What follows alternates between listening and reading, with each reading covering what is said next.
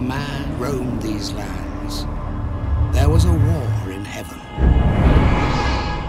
The victors declared themselves gods, while the vanquished were renamed Titans and forever imprisoned within the bowels of Mount Tartarus.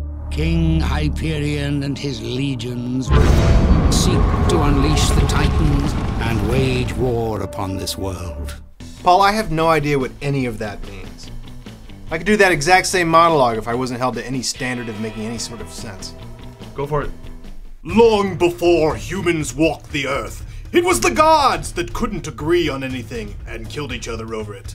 Now, in the shadow of a decade-long war between the Titans and the Olympians, where the Titans were banished for greenlighting the 2010 remake of Clash of the Titans, Zeus assumes the form of a special effect that turns into Luke Evans to convince the peasant Theseus to stop King Hyperion's rampage on humanity. Or something. How will this all go down? Let's take a further look.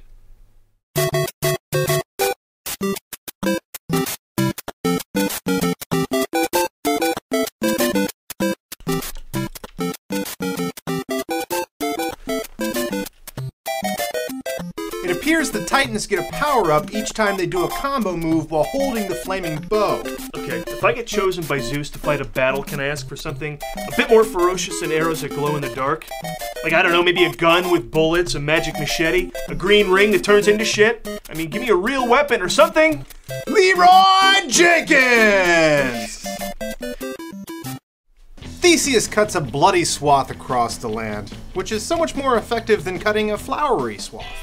I played Theseus in A Midsummer Night's Dream. I don't remember doing any of this ninja shit. Mickey Rourke continues his tradition of appearing in films where he's cast as a character or in a time period that will justify his already creepy-looking face. Can't exactly just show up in Ides of March now, can he? This movie is beautiful, but pointless. I think I dated her, Adam Sandler is playing two characters in this movie, himself and his twin sister. Now, the trailer for Jack and Jill begins with the words, "From the producers of Just Go With It." But you know what, Mr. Sandler? I don't know if I have the mental creativity to just go with it anymore. You make me tired. Yeah, Sandler makes movies like a worker spends his days in the mill. He's just shitting out films like we shit out days at the zipper factory. Fuck this job, am I right? Now, I've been accused of being unfair to Adam Sandler over the last 50 years. For example, I let every film of his I see add 2 years to my life. But no matter what you say about Adam Sandler, he is one of the most popular, dependable, and profitable movie stars today, including a prolific production schedule for movies that don't even star Adam Sandler. Plus, I hear he's a really nice guy. Then there's this. Your twin sister. Are you going bald? Huh?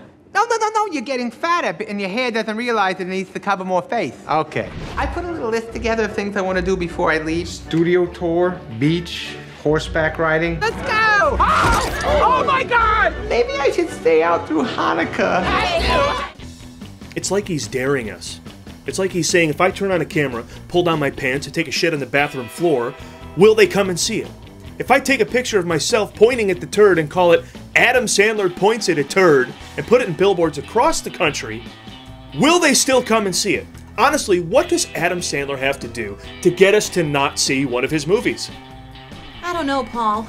If this movie proves anything, it proves that RuPaul was a genius. But the one thing missing from this film? Sandler's usual comedy buddies. And like last year's Grown Ups, which had a bunch of SNL cohorts, none of these guys are helping with Jack and Jill. Kinda surprising, since this looks like a retread of an SNL Gap Girl sketch. Since Eddie Murphy was relegated to only one character this month, Sandler has picked up his slack, playing a heavy-set female character, visiting her advertising exec brother for Thanksgiving. I didn't know Jewish people celebrated Thanksgiving. Oh, they don't, Paul. They celebrate the Jewish holiday of thanks for nothing. Hey! See what I did there? Yeah. Boy. But since this is a holiday film, the question remains, which one of the fake Adam Sandlers will learn the most? But now let's play a little something called Choose Your Favorite Katie Holmes Joke.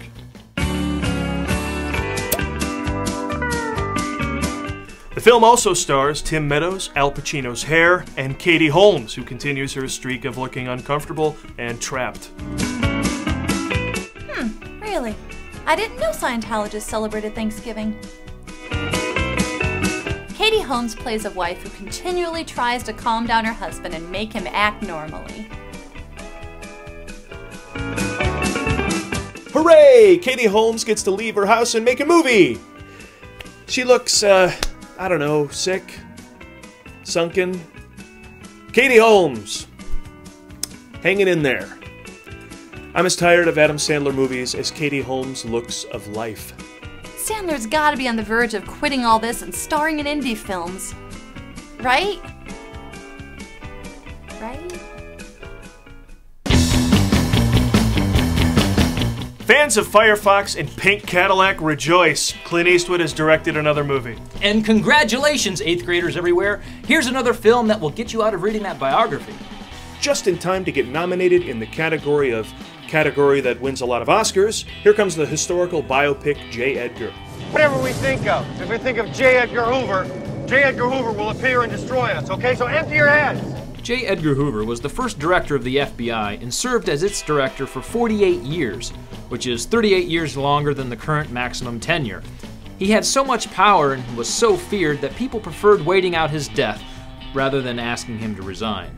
From the famous G-Man uniform to fingerprinting and forensics to eroding permanent personal freedoms for short-term emergencies, all of the FBI's advancements in crime fighting have been synonymous with one man.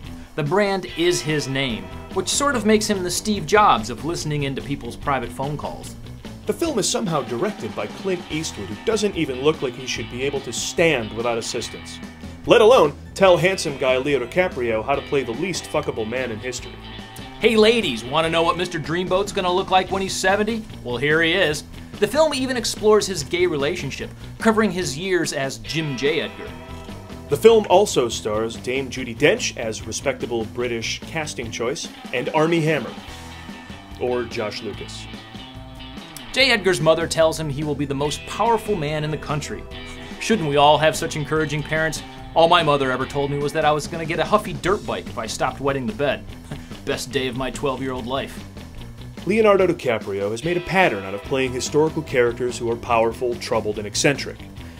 Howard Hughes in The Aviator, Frank Abagnale Jr. in Catch Me If You Can, and now J. Edgar Hoover. Trouble is, he might be running out of major, eccentric 20th century characters to play. Unless...